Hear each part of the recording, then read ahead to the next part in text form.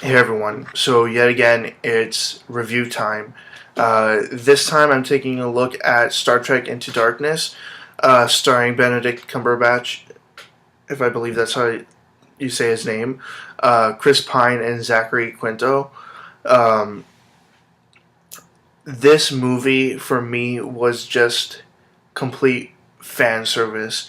Um, the first of the new Star Trek series, if that's what I may call it, um, from 2009 just rewrote so much of Star Trek history um, that this time around, I guess they felt that they should um, return back to some aspects of the original series or the original series of movies.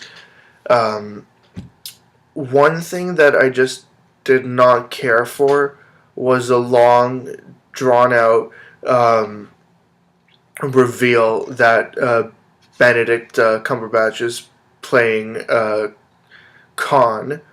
Uh, I believe his name is Khan Noonien Singh, full name that is.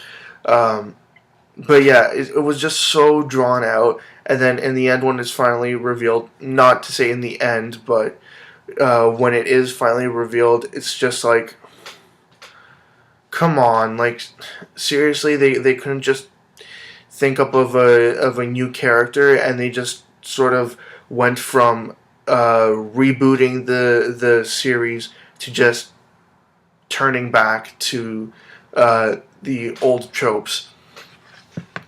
Uh, a few other things that sort of bothered me but weren't too problematic were just little things like um, how in I think it was in the Wrath of Khan, the second Star Trek movie, um, Spock risks his life to save the crew of the Enterprise, and he ends up dying uh, from like radioactive exposure. Um, and when this happens, uh, uh, Kirk says his most famous and most quoted line ever, where he screams out Khan's name. But this time around, they chose to have Chris Pine um, risk his life and die, and have Spock scream out Khan's name.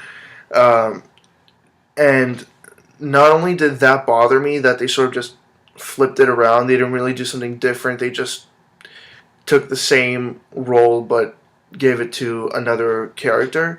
The thing that bothered me even more that about that was, instead of having Kirk die and have him return somehow in a later installment or by some crazy method or something, um, he's back by the end of the movie being saved by Khan's blood.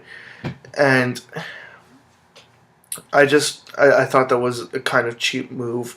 Um, it kind of ruined the movie for me at certain points, but just overall the influence that Khan has over people in this movie, like it didn't seem as strong as it should have been.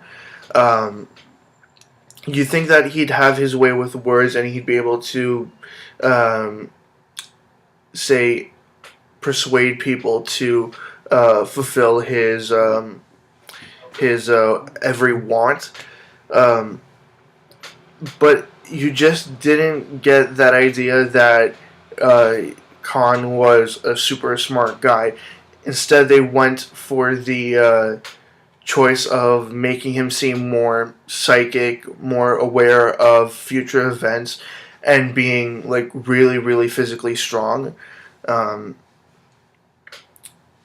it was just there were little minor problems, but the whole movie, like I said, was just fan service for uh, devastating so many fans when they saw the original 2009 film. That is, um, now the number one issue that I had was that the homoerotic undertones between Spock and Kirk were so overplayed that it just wasn't funny. Like, it felt at moments you could like be on the verge of them actually um, go from just fooling around to actually physically doing something with each other, and it killed me because in the original series, like, there is never any